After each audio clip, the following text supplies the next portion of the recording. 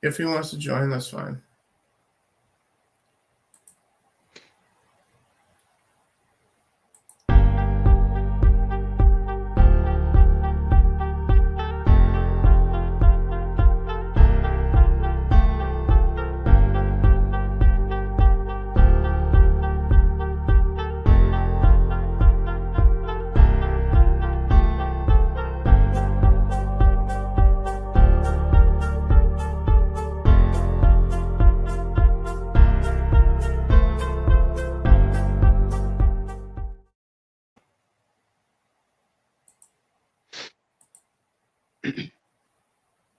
Okay, I guess I'll fuck with that another time because it says show headlines. I don't have headlines to show, so.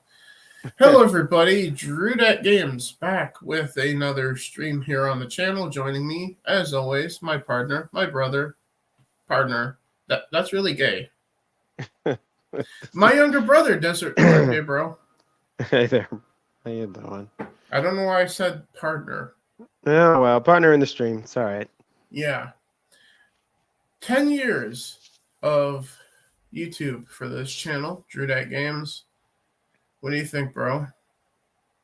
Well, it's been a long ride. I mean, a lot of content, a lot of streaming, a lot of videos, a lot of, well, I mean, events have occurred in the 10 years when you've been doing this. And also a lot of content that has been stripped away from the channel due to my overreaction of net neutrality and shit like that in the past. Yeah, well, but yeah, no, it's been a long road, I guess. Yeah. Yeah. Hopefully the best is yet to come, right? That's what they always say. Well, not hopefully. It damn well better be the best. Because boy, it sucks. Not going anywhere. No, it's not even that. If the best is yet to come, that means the channel ain't going to grow any more than this. That means this is the top of the mountain. The 200 plus subs. That's the top of the mountain then. Well, it isn't, so. And that means I'm going to be staying at the top of the mountain the entire time I'm here then. Or falling back down the other side, whichever comes first. But on that note, as I share my screen, that's my phone. Hopefully that's Philly Boy. What the hell is this? No, that's Uncle sending me an invite to, I guess, their thing.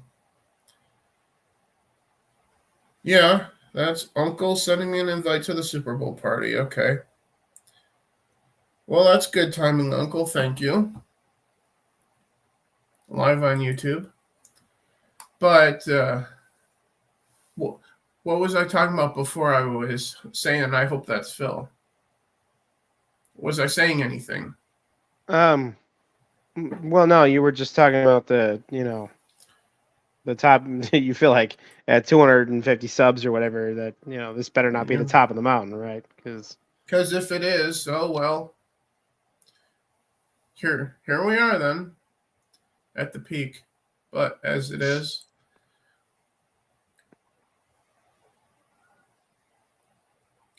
as you guys see, here's the channel. 259. Okay, so we're one away from 260 then. 425 videos on the channel.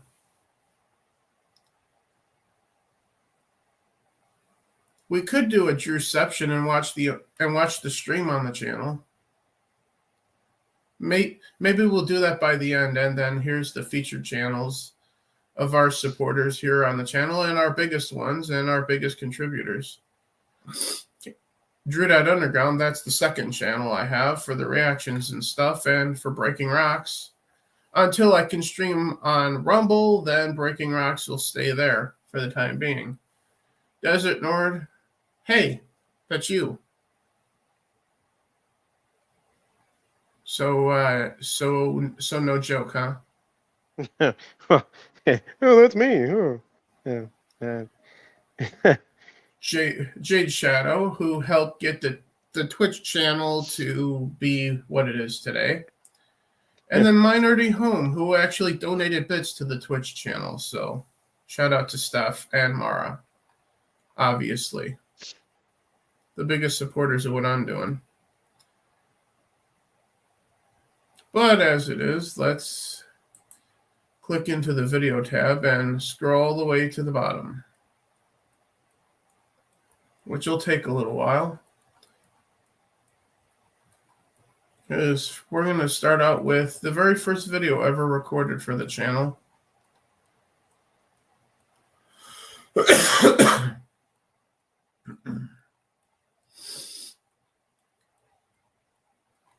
It may take you a while. I told you what, here it is.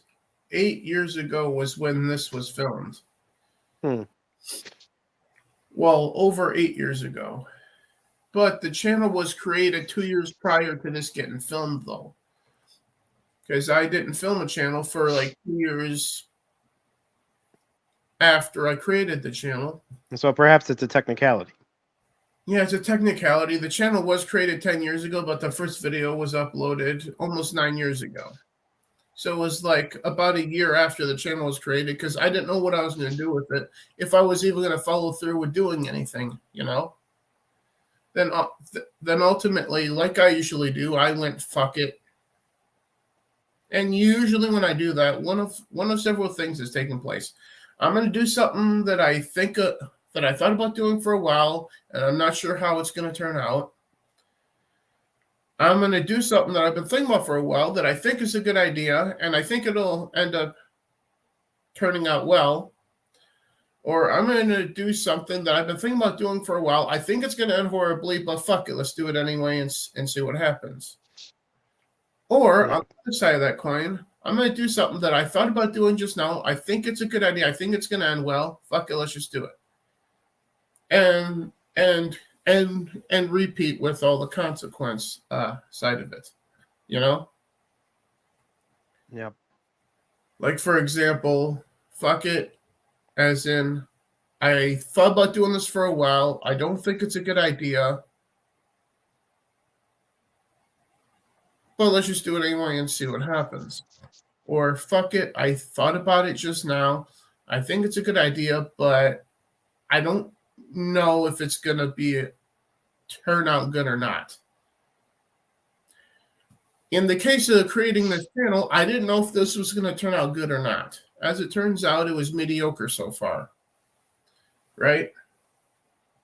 Well, I mean, it's been important, you know. I mean, to keep doing it, yeah. See, you have to sort of separate things, because like there's stuff that's more important to broader society, and you can never expect to insert yourself into that category. I mean, if you ever end up in that category, that's what they call fame, and that can be very bad for your personal life. Something happened to your logo. You're just a gray nipple now. Okay. Can you still hear me? Yeah, I can still hear you. It's just that your logo's gone. Okay. Well, I'm still in the show here. Yeah, yeah, whatever. But the other category of importance, though, is stuff that's important to you, which is really all you can really focus on, because if you try to focus on that other stuff, then you end up sort of fooling yourself in a very important way. You can't hope for the impossible like that. You just have to focus on what's important to you. You know, make content that you enjoy making, and let whatever happens involving it just happen. Yeah. You know, you can't go into it going, I'm going to be YouTube famous. It's like, that's anyone who does that is being ridiculous. So. And I know what some people are going to say in the comments. You see a large gap between 8 years and 3 years ago. Yeah, that's because in between here was a lot of content that, between shuffling content between channels, all of that content got lost into the ether. Because that was also episodes of Unauthorized Entry, which Chris and I were doing before Desert Nord was on the channel with me.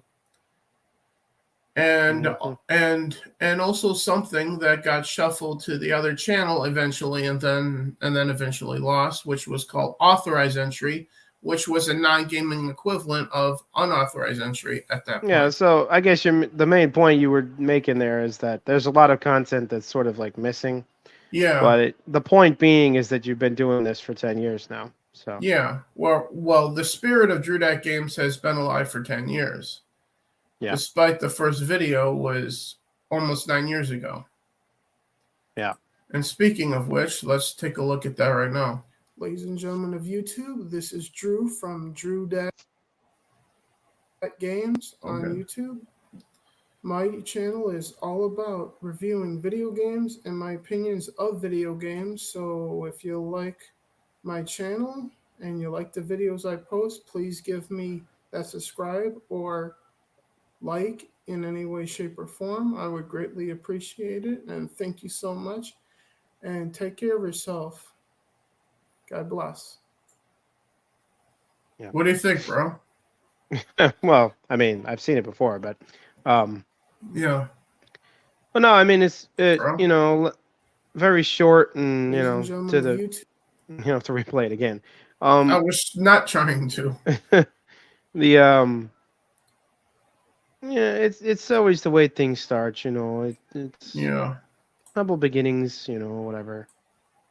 Obviously quite awkward on camera. It takes a lot of time and a lot of effort, and yeah. It's been interesting to see how things have unfolded. Fun fact, I was filmed at the apartment that we lived in together in Winona without Mom. But you probably already knew that. Mm-hmm. No, I know. Yeah. Because I remember going to you saying, hey, I'm going to try the YouTube thing and see what happens. What do you think? And do you remember what your answer was? I'm pretty sure I said go for it. I mean, more power to you. And as I remember, that's about what I think I remember you saying. I don't remember specifically. See, like, because it was a long time ago. Yeah, no, I mean, it was sort of like you wanted to do something with your spare time. Yeah. And I was like, yeah, I mean, that's good. If you get, as long as you know what you want to do regarding it and what you want it to be about and all that. The initial idea of creating Drew Dat Games was to fill the void that X-Play and G4 left when G4 shut their doors the first time, right? Yeah. Although Angry Joe kind of filled that at first for a little while, then eventually I went, fuck it, I'll do it myself. Yep. Mm-hmm. And that's kind of how Drew Dat Games came to be. The lack of game reviews and watching them, the lack of gaming content outside of playing the games themselves. Well, the other thing that's worth mentioning, though, is that when you started doing this, it was kind of like the height of the last gen era of games.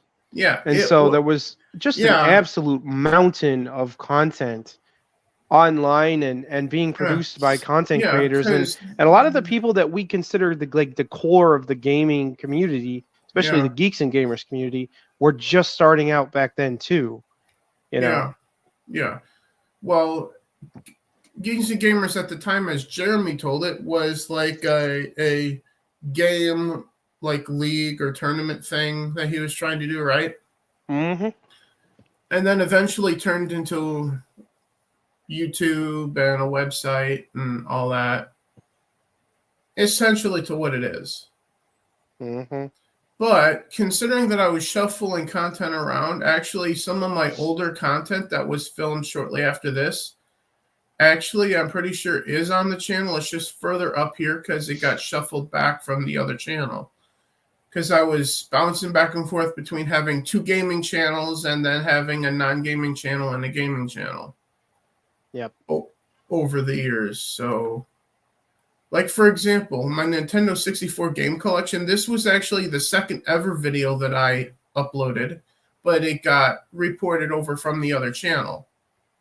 Back here again. So, yeah, it does say things are a little jumbled, aren't they? Yeah.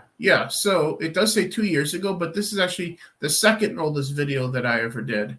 In fact, the second video I ever did, and the first one in the apartment by myself that I had.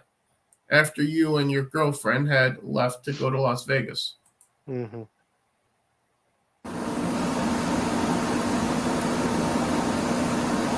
I remember a lot of the games you showed in that video too. What's that? I was just saying, I remember a lot of the games that you showed off in that video too. Yeah.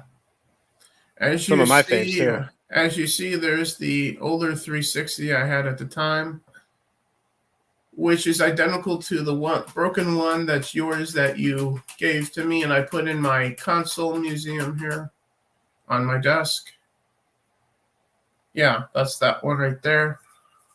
You see the PS4, I finally got one of those with Call of Duty Black Ops 3, which I talked about off stream, right? Yep. GameCube, a bobblehead. There's the box TV with the VCR that I no longer have. Yep. And this entertainment center I threw out not too long ago because it started falling apart. Mm-hmm. That thing looked really good back then. Oh, and I didn't realize, but in the background is our family portrait. Oopsie. Yeah. Yep. Oh well. 360 games, original Xbox games, PS4 games up here. Yeah. And in the background on this TV is Fallout 4, because I was still trying to play through that for the first time at that point. Yep. But as it is, we're not going to watch the full thing because it's like 18 minutes long. Yeah, you just skip to some of like important spots, I guess. We got Super Smash Brothers here. First game I'm going to show you is Super Smash Brothers for the N64. God, the audio is terrible. yeah. This is why it's better to just reminisce about it than actually watch it. But yeah, but keeping in mind that this was filmed on the old laptop that I used to have. No, I know. Died. Yeah. Mm-hmm. So the microphone on that really sucked. It picked everything up instead of just your voice at that point. Uh-huh. But as it is. But yeah, the microphone on this laptop is only just a hair better, so. This is one of the first games that I ever played for the N64 at the time. Yeah. I look quite young in this. Yeah. Well, it was years ago. Yeah. Oh, hey. Thank you very much, Khan. I appreciate that. Yeah. I just thought of checking the chat to see if anybody was there, and I see Khan there. Thank you. Yeah, it's been a long time on YouTube here. But yeah, here's Super Smash Brothers we're still talking about. Super Smash Brothers for the N64. It says just Nintendo on here. Yeah, no shit, Sherlock. Of course, Smash Brothers is only on Nintendo. I had completely forgotten that I had said that. Bro. Mm-hmm. Yeah.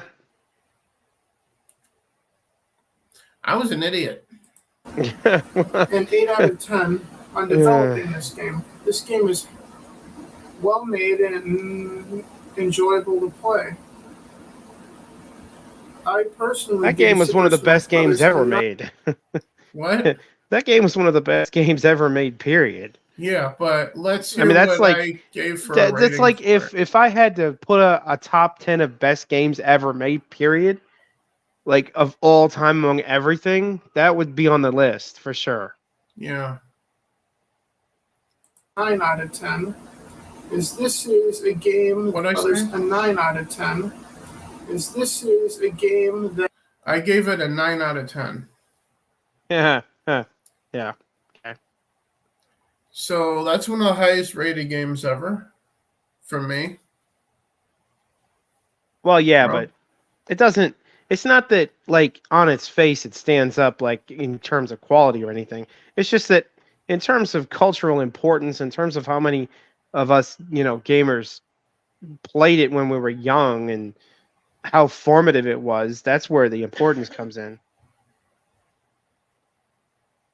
Like if you learned how to button mash, like it was chances are you learned how to button mash from that game, or you learned how to, put combos together or do quick moves or learn how to do fighting game battle styles and learn, basically the feel of the remote, like everything that you learned in your formative gaming years all came from games like that.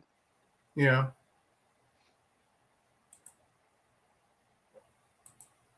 And that game specifically. Well, before he passed away in 2006. Wait, hang on here. In the thing at the bottom it says Junior Major League Baseball. They cut out the rest of the name of the game. Because it's Ken Griffey Jr. Major League Baseball for the N64. Yeah, well. So, Ken Griffey Jr. Major League Baseball for the N64. What did I say at the beginning? This is probably one of the last video games that I remember playing with my dad. Oh, yeah. Well, before he passed away in 2006. Yeah. That actually... Well, like playing Sega. That Sega Genesis was where Dad his playing habits were at that point. Actually, that's not entirely accurate because I remember Dad trying to play Major League Baseball 2K5 on the original Xbox and getting really pissed at it. Mostly at the controller because of all the buttons. We didn't have... If I remember correctly, we didn't have it at release. Like, it was shortly after release when we had it. Yeah. And so, like, there was a very, very tight window between the release of that system and his death. So, I mean... Yeah, that was the last thing if he got to see it, he didn't get to see much of it. That's for sure. Yeah, but I remember Dad going, what happened? This isn't the games baseball. I remember him spending most of his time playing when he was sick was like Sega, dude. Seriously. Like Sega was where it was at. Yeah. For sure. Like the Monopoly game on Sega, yeah. Yeah, especially that one, yeah. Yeah. Because that was when we would all play it together. Yeah. He would also, I mean, the difficulty there was we only had 2 remotes, though. Yeah. But the Sega could only have 2, so... Well, I thought it had 4 ports. We just didn't have 4 controllers for it. I don't remember 4 ports on it. Pretty sure I do. We're talking about the Sega Genesis. Yeah. Either way. What did I give this one for a rating? This game, actually, most cartridge games that I've ever played have been relatively glitch-free, which has been quite enjoyable. When I was younger, when N64 was one of the main consoles out on the market. And the Sega Genesis actually only had 2 ports. So, yeah, we had 2 remotes and it only had 2 ports. Yeah. I told you. Yeah.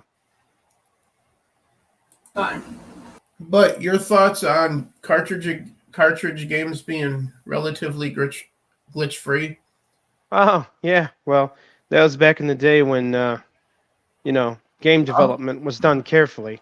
Yeah, and you released the finished product because there was no going back once it was released. Yeah, I know, and that's the other thing. There was no editing it, no updating it, no changing it. Like, the finished product was finished, and that was it. It was finito. You played that or like it or don't. And it is what it is. And if there was any glitch, it was there forever. Uh-huh. At that point. No, it's not that they were always glitch free. It's just that whatever glitches were there those were permanent. There was nothing that was going to be done about those. So until the emulator era came along, there was nothing that could be done about any of that. Yeah, so games were more complete back then. There wasn't any day one DLC either. Or there was maybe they were DLC period. Complete is a word that's interesting, but I would use the word more like permanent. Games were more permanent back then. All right. You couldn't. Yeah. You had to like it or leave it, essentially. Yeah. You didn't get the choice of like, well, I hope they change it. I hope they update it. I hope they fix it. I hope it's better in the sequel. Like, you didn't get to say any of that stuff back then. Yeah. You just said like, oh, do I like this game? Do I not like this game? Oh, I think I like it. I'll play it. Whatever. My personal rating for this is 6. I gave it a 6 because I've really outgrown just playing sports games. I gave it a 6 out of 10. What do you think? Well, sure. That particular game is classic. I mean, yeah. Most people consider what Ken Griffey did for, or I don't know, I guess you could say Nintendo did for baseball, brought it through the way Madden did for football, Here's Pokemon Stadium. Because we didn't have any staying power baseball series until the show came along. Yeah. So, and that was long in coming, Which also now is part of that getting updates all the time, fixing shit situation here too. Mm-hmm. I wanted this game back in my collection again. After getting rid of it, selling it to a friend for hardly anything, which was... Yeah, this is Pokemon Stadium 1. Yes, the Pokemon Stadium series is still very fond in my mind. Yeah. Especially number 2. Yeah. Time. Should have just kept it anyway, because I also had it at a later date. So with that said, Pokemon Stadium.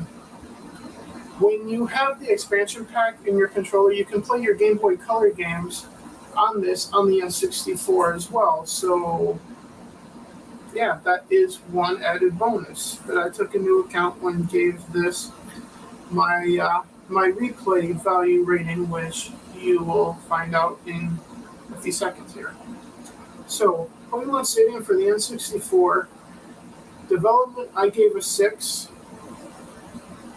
which is... And this was also the birth of the rating system, too, in this video as well. I forgot about that detail.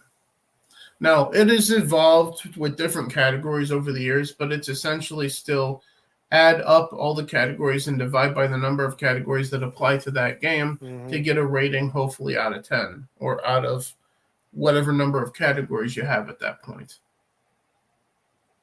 Sure, it would still end up being a number between 0 and 10. Yeah. Because all the number ratings you give in those rating categories are all between 1 and 10. So. Yeah. Average to above average score in developing a game. 7 on how much I like this game. And a 9 on replay value. That's a category that I don't have anymore. The Drew rating category, I guess, is what it would be called, as in how much I like the game. Because if that were the case, I would have given Spider-Woke 2 a 0. Yeah. At that point. Actually, I probably would have given some games a negative score at that point. Right? Yeah, well, I mean, but you're talking about an era though of games. If you're talking about back then, yeah, that's before the problem arose with that type of thing. That is before we saw the woke infestation in gaming. Yeah. So you didn't really have much of that to complain about back then. This was right around 2015 when this was made. Mm-hmm. So yeah. Then I didn't make another video again for 2 years after this.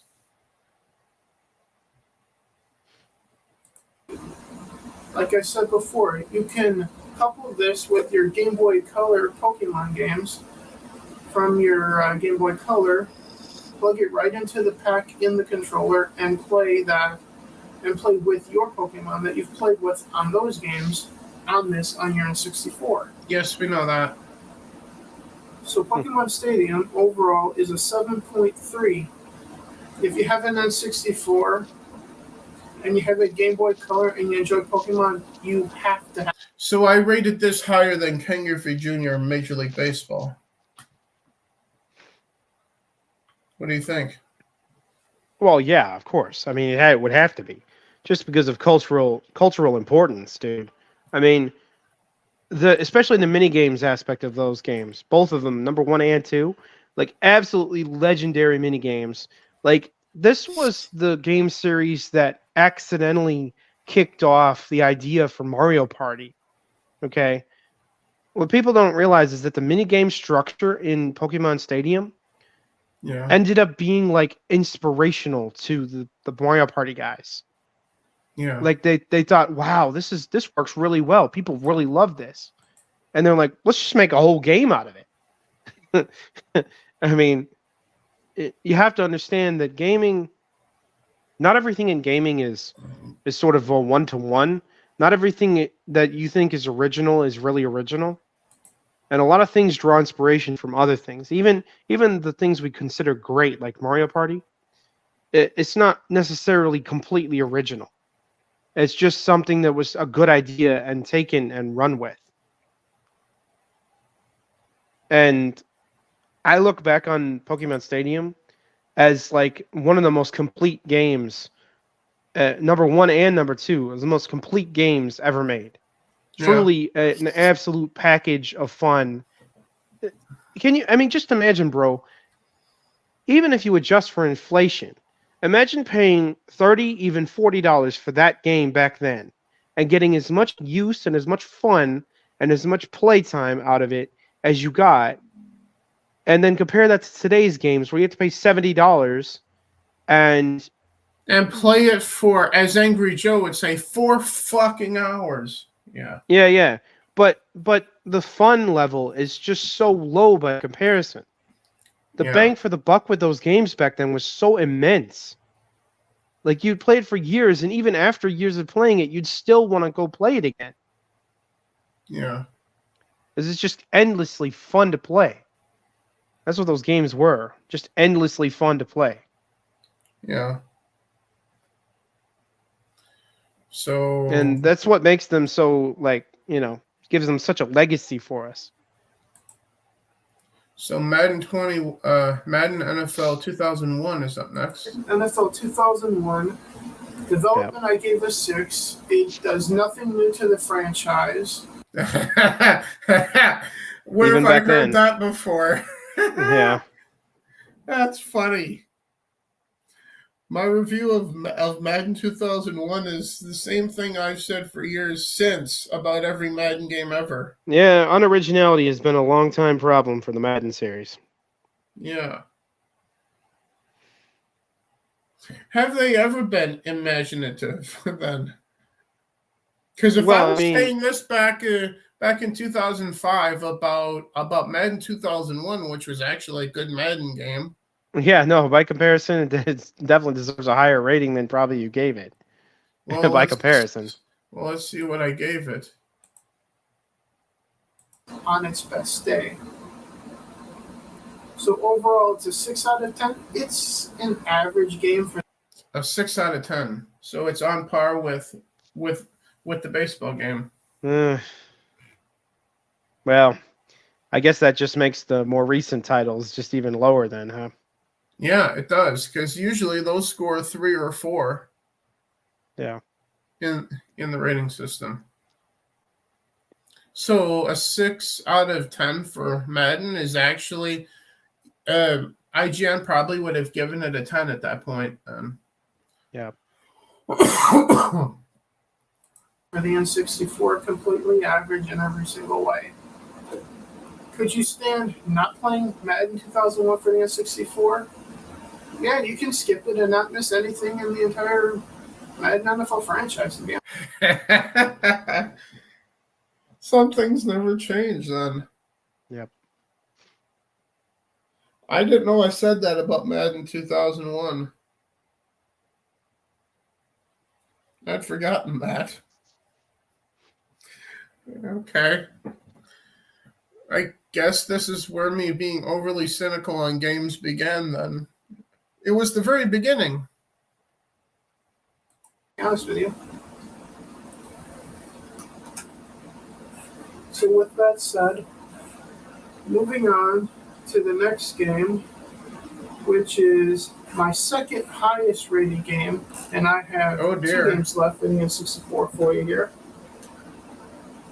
It is Road Rash 64, and the only game that Yeah, I said that this was the second highest rated game that I have for the N64. What do you think? Well, no, I mean it's another one that I absolutely loved and I played the absolute tar out of. Yeah.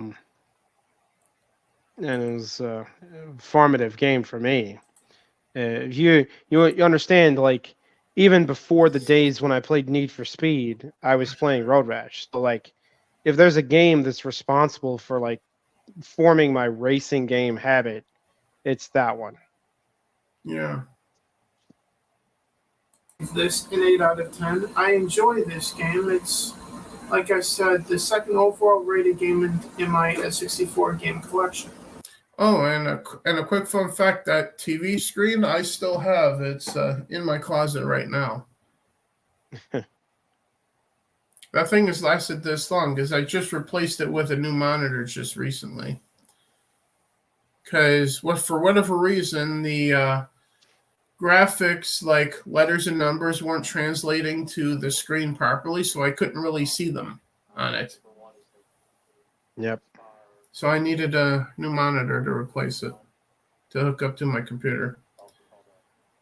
But yeah, I still have that screen that Fallout 4 is playing on in the background. And replay value a 9.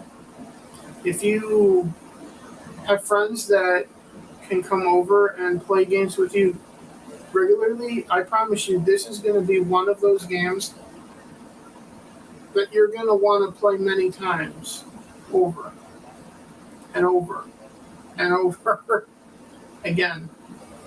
Yep. So overall, N64 Road Rash got an 8 out of 10 from me. An 8 out of 10 for it. What do you think? Well, yeah, obviously. I mean, it would be definitely high on the list of my formative games for sure, man. Yeah. It's I consider it to be one of the more important games that have been made, like just generally.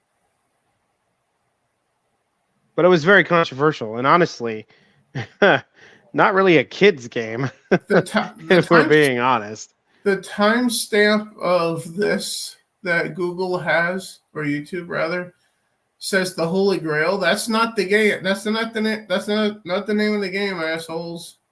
Yeah. I don't know of a game on the N64 called the Holy Grail. No, it's just probably mistranslated it. Maybe I might have mentioned Monty Python and the Holy Grail. I don't know, but 64 games that I have in my collection, in my opinion, even though I haven't really started playing this yet, I did my rating based on what I've seen other people doing on YouTube of Nintendo letting them at the time. yeah, that's the thing. Nintendo letting people play their games on YouTube at the time. Yeah. Well, they probably didn't have the means, or they didn't have the wherewithal to like try and stop them. You know, copyright strikes were a little rare back then. Well, they not as much with Nintendo back then. Yeah, they just weren't hot about it. Yeah. And then you got blocks and takedowns from Nintendo at about this time too, with not doing their stuff because they were assholes back then. Then eventually they let up. Then they started up doing it again. Yeah. But as it is with this game. So, with that said, Nintendo exclusive for the N64. Before I reveal the title, let me tell you the rating of this first. Because I was trying to be dramatic with just showing you what game it was and then ending the video type of thing. Yep. This particular game Let's see. Where do I have it written here? Here it is. All right. So development of this game, I gave it a perfect 10 out of 10. Yeah. The only game I've ever given a 10 out of 10 to, ever.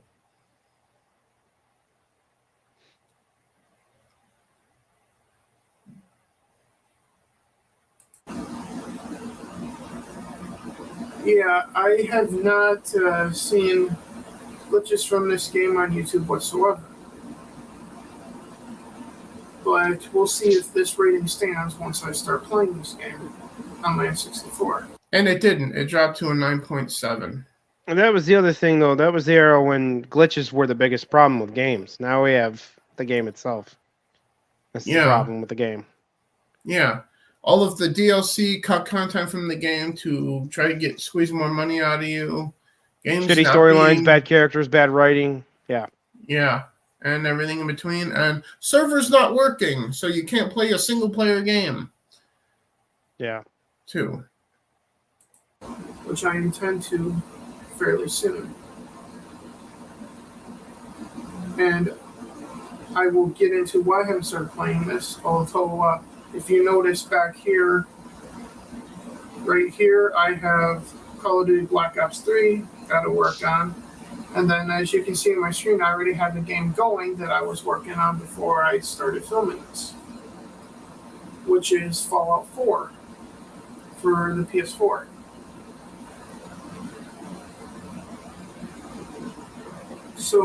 So even back then, my reason for not getting to my backlog is because of the newer stuff, which is still the case today. Mm-hmm. Some things never change, even after all this time.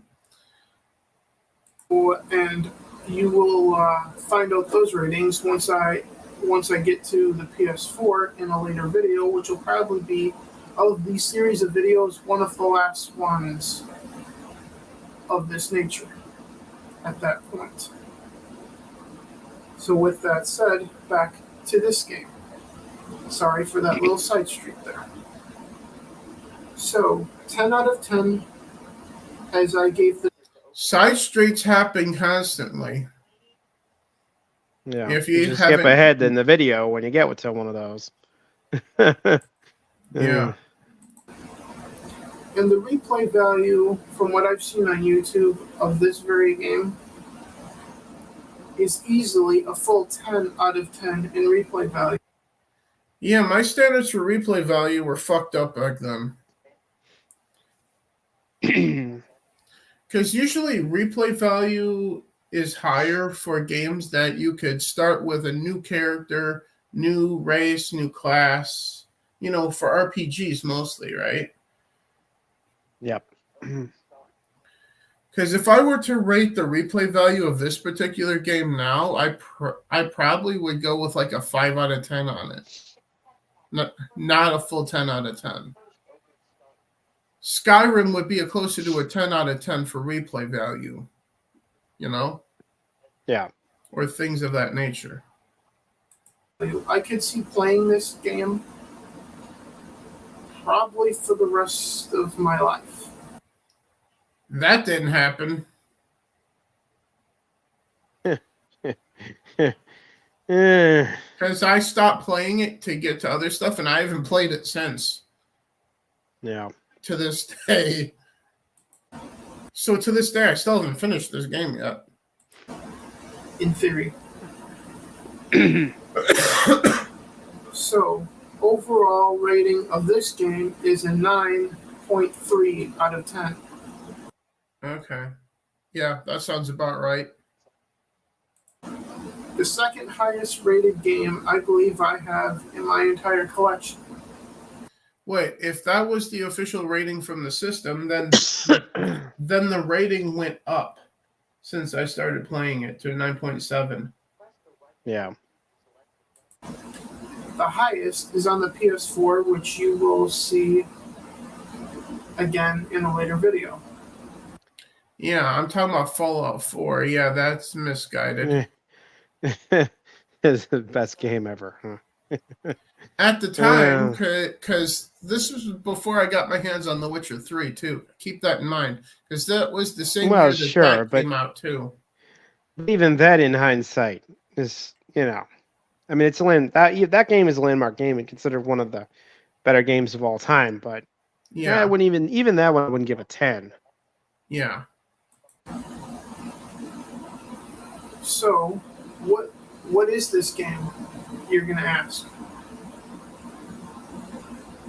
Here we go.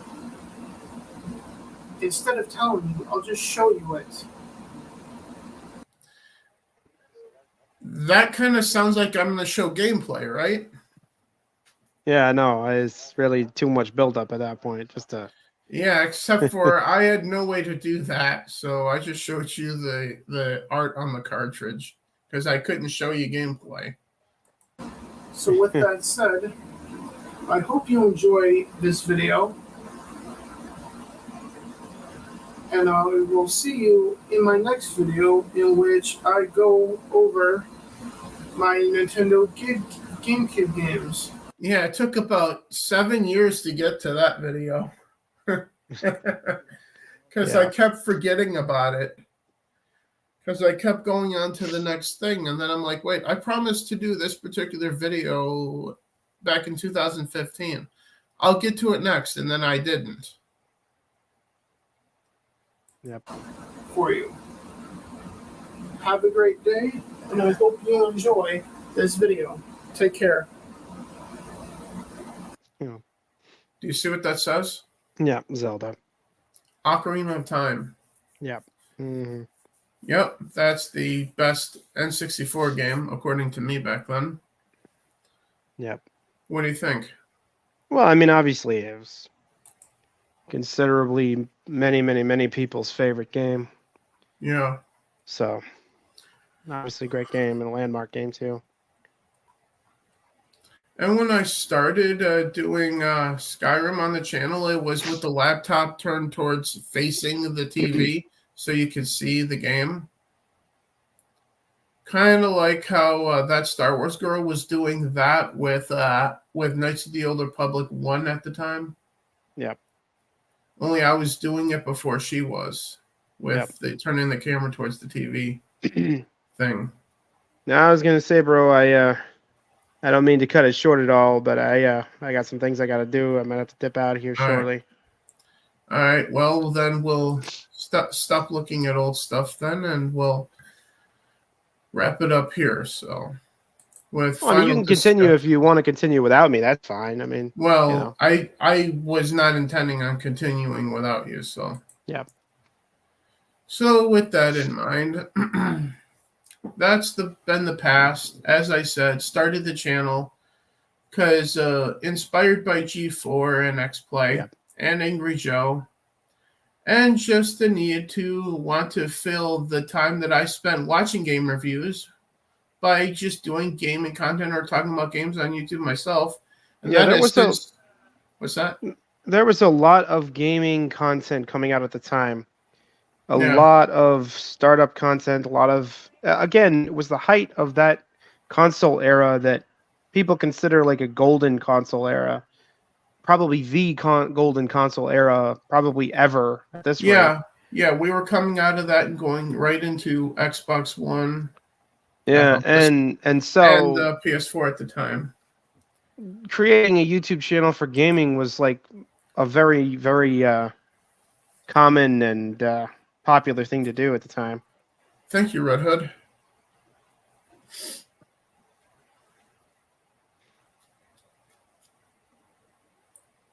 But yeah, that's the past though. We went from that to me streaming directly off of the systems themselves, which I still do to this day, and also adding the use of StreamYard so we could do things like this instead of me just recording the audio from Xbox Live Party Chat to have Nord on the channel. Yep. So grown quite a bit, but there's still a lot of growing that could be done. Will it be done? Fuck if I know. All I know is we're here, we're doing what we can with what we're working with to this day. And I'm still not going to stop making content on the channel. As long as I'm breathing, you'll be seeing me or hearing me, whatever. Yep. And also the games that I'm trying to play through. Like currently, I'm trying to work my way through Elder Scrolls 4 Oblivion so I can have the official record of having those achievements, which on the offline Xbox 360 at the time, I had gotten all of those achievements. Yep. Every single one in the game. So I'm trying to work on that as a behind-the-scenes project here. Although, there will be a Drew play of a character that I'm going to start in Elder Scrolls 4, who is not the hero of Kavach, that I will bring into Skyrim as his own little story that I'm going to try to tell. A high elf that was alive during the Oblivion Crisis, because high elves are supposed to live for 2,000 years, right? Yeah, I At the suppose most. that's what they say. So if that's the case, then he would be alive during the Civil War in Skyrim. So stay tuned for that. I'll be doing that hopefully somewhat soon. Over on the Twitch side, which after the fact, those will make its way here to this channel on YouTube. And then eventually, hopefully, to Rumble, if I get around to re-uploading stuff on the Rumble side of this channel. Don't bet on it because I don't wind up getting to it anytime soon. But as it is, anything you want to add before we end this thing? And No, just start the next 10 years from here. Yeah, just well wishes for the next 10 years, I guess. Yep. Hope content keeps on coming, and we can keep on making good streams. Yeah, so 10 years of gaming content on YouTube. And yes, I will do one of these streams once the Drew Underground channel reaches 10 years as well. And then at that point, that'll be a whole nother beast of another kind, because there's a whole host of stuff that I've never deleted from that channel. But then again, that channel got its start initially as just a backup to this channel when that was first created, and that was 2018 maybe. So it would be 2028 by the time that channel reaches anything. But as Drew Underground, probably wouldn't be till 2030 at that point then. Yeah, I guess not, huh? Yeah, because 2020 gave rise to Drew Underground and gave rise to Breaking Rocks. So that channel, as you know it, wouldn't be till 2030, but the existence of that account would be 2026, 2027 at that point. So in 3 more years, give or take, I suppose. I don't even know if my math is right or not. But either way, thank you, Red Hood, for being here, popping in to say some nice words. Thank you. How do I even pronounce this, bro? Zakaria Khan. Yeah. Zakaria Khan, okay. Zakaria Khan, yep. Thank you for popping in as well. And thank you to all of you who will check this out later. As I say each and every time, subscribe to Drew Games for... well, not so much streams like this, because this is a once and ever thing. But sub for the gaming content coming over from the Twitch channel, the gaming podcast, which we just did yesterday, in which we covered PlayStation State of Play. Go check that out. Hit the like. Let us know what you liked from their State of Play earlier in the week. And let us know what games from that you're interested in playing or interested in seeing me try to play, and I'll see what happens. Also, subscribe to Desert Nord on YouTube if you want memes and whatnot, making fun of people. Yeah. Try to be culturally, pop cultural about it, but it's more political than anything, I guess. Yeah. Yeah, well, the best one was your most recent, so. Yeah.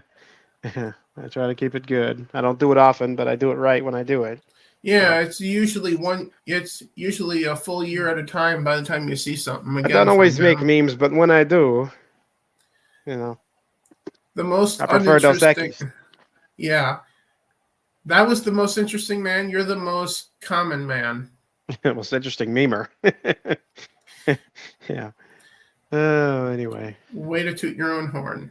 Well, that's what we're here for, isn't it? Well, what I'm here to do, if you look at my second channel, I'm here to toot everybody else's horns. Yeah. Assuming that they even let me. Haha.